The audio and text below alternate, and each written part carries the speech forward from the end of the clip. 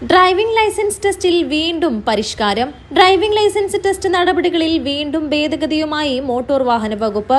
റോഡുകളിൽ ഗുണനിലവാരമുള്ള ഡ്രൈവിംഗ് ഉറപ്പുവരുത്തുന്നതിന് മാസങ്ങൾക്ക് മുൻപ് നടത്തിയ പരിഷ്കരണത്തിലാണ് വീണ്ടും ഭേദഗതി വരുത്തിയിരിക്കുന്നത്. 40 പേർക്കുള്ള ടെസ്റ്റ് ബാച്ചിൽ വിദേശത്തോ ഇതര സംസ്ഥാനങ്ങളിലോ പഠന ജോലി ആവശ്യങ്ങൾക്ക് പോകേണ്ട 5 പേർക്ക് നൽകിയ കോട്ടയിൽ പരിഷ്കരണം വരുത്തിയതാണ് പ്രധാനം. ഹസ്വദിക്ക് നാട്ടിലെത്തി മടങ്ങിപ്പോകേണ്ടവർക്ക് ടെസ്റ്റിൽ പങ്കെടുക്കണമെങ്കിൽ മുൻകൂട്ടി ഓൺലൈനിൽ ടോക്കൺ എടുക്കണം. നിലവിൽ RTO തലത്തിലായിരുന്നു ഇവരെ പരിഗണിച്ചിരുന്നത്. ഈ വിഭാഗത്തിൽപ്പെടുന്ന അപേക്ഷകൾ അല്ലെങ്കിൽ ടെസ്റ്റുകൾ പരാജയപ്പെട്ട 5 പേരെയും പരിഗണിച്ചിരുന്നു.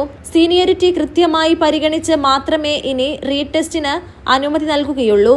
സീനിയോറിറ്റി ക്രമം ഉറപ്പുവരുത്താൻ സേഫ്റ്റി വെയറിന്റെ മാറ്റം വരുത്തണം. 6 മാസത്തെ കാലാവധി അവസാനിച്ച് ലേണേഴ്സ് ടെസ്റ്റിന് വീണ്ടും അപേക്ഷിക്കുമ്പോൾ കണ്ണ് പരിശോധനാ സർട്ടിഫിക്കറ്റ് ഇനി മുതൽ ഹാജരാക്കേണ്ടതില്ല. ലേണേഴ്സ് ലൈസൻസ് കാലാവധി കഴിഞ്ഞ് വീണ്ടും അപേക്ഷ സമർപ്പിക്കുന്നത് 30 ദിവസം കഴിഞ്ഞേ സാധ്യമാവുകയുള്ളൂ എന്ന നിലവിലെ സ്ഥിതിയും എടുത്തു കളഞ്ഞിട്ടുണ്ട്. ഇനി മുതൽ ഒരു മോട്ടോർ വെഹിക്കിൾ ഇൻസ്പെക്ടറും ഒരു അസിസ്റ്റന്റ് MVAയും മാത്രമേ ഡ്രൈവിംഗ് ടെസ്റ്റ് നടത്തുകയുള്ളൂ.